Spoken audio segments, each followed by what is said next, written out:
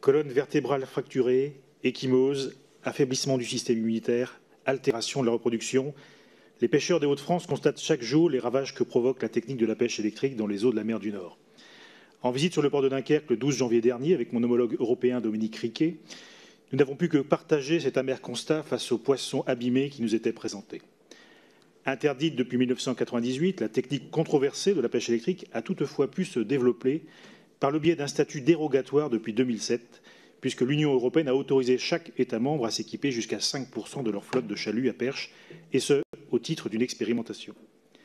Les Pays-Bas ont très largement équipé leurs navires. Ils usent et abusent de cette technique dans les eaux de la mer du Nord et pratiquent à Bruxelles un lobbying intensif pour que la pêche électrique puisse être généralisée.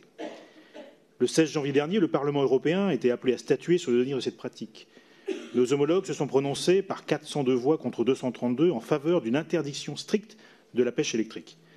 Il faut saluer cette décision très courageuse, qui n'est toutefois pas suffisante puisque la Commission européenne propose, à contrario, le maintien de l'expérimentation.